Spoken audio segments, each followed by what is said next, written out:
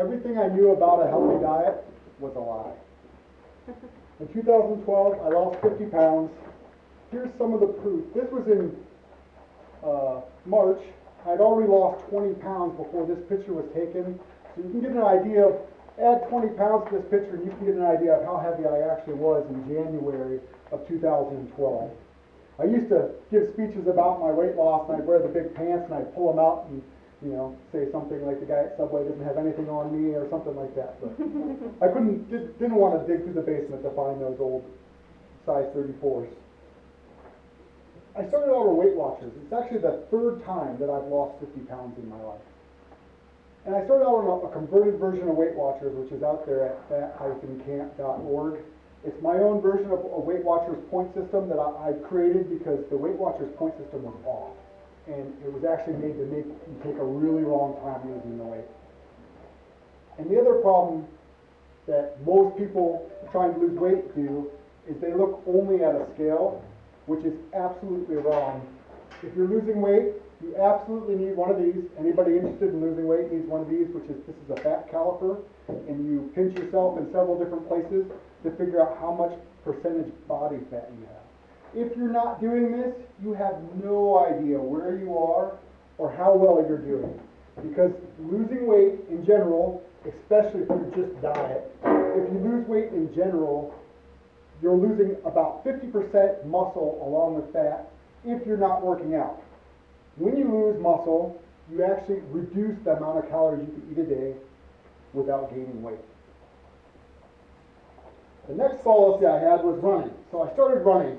My thought of running was, if I run every day, I could serve about 400 extra calories up in food every day. And I was a hungry guy, and I liked eating calories, so I ran a lot.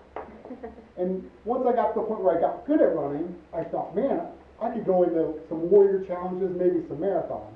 But then I did my research on running and found that running is actually very unhealthy, especially at the marathon level. And a lot of people didn't believe this. I didn't believe it at first. But the problem is, at that level, first off, you're cutting oxygen and fluids off your brain, so you're dehydrating your brain and cutting the oxygen off to it, which is about the same as drinking a fifth of Jim Beam. That's what runner's high actually is. It's damaging your brain. Second off, after you run for about 30 or 40 minutes, your body starts to run out of glycogen in certain areas. So to relieve that glycogen, especially in men, women have a little better tendency because their body works differently. Their glycogen burns fat while they're taking any kind of cardio, where a man doesn't. They don't burn fat when they're doing cardio until later. So their glycogen starts burning the muscle as energy while you're running. So literally, if you're a man and you're running a marathon, you're burning the muscle right off your body. The other point is, if you continue to do this and you evolve to being able to run, your body starts to naturally try to drop any weight it can. And the problem is, first goes muscle, then bone density, and next it'll even continue on to brain density. None of which do you want to lose, especially cancer rate survival is based on your body mass alone. That's how people get through chemo. So definitely things you don't want to lose. The next policy, I was a proud vegetarian at the beginning of 2012.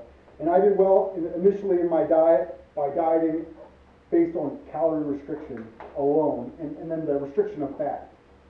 Well, I found out that vegetarianism is actually really horribly unhealthy, and I found that out when I started reading about The Paleo Solution by Rob Wolf, which is a great bestseller. And I converted from being a die-hard vegetarian to a die-hard meat eater. And just in the finding that grains are very unhealthy for you because they cause inflammatory, despite my thought of everything being low-fat and multi-grain, I thought that was just like the best thing to eat on a diet. Well, it turns out that that's totally not true. That's the best thing to make your arthritis flare up, which I had a lot of issues with. So when I quit eating meat and went on to when I quit being a vegetarian and went on to eating meat, I found I was a lot more capable of doing a lot more work exercise-wise to continue on my diet track. And eventually that evolved into what's called carb backloading, which there's a gentleman out there on the internet at Dangerously Hardcore known as Kiefer, who has this whole section on how to carb cycle in a very efficient manner. And what I found out is that I always thought low fat is the thing that all the supermarkets preach. This yogurt's low fat. This cheese is low fat. This is what you want when you're on a diet. Well, that's not true. Fat is essential to your body. You have to have some fat. It's very essential. The real problem comes in with carbs, or actually it's carbs and fat at the same time.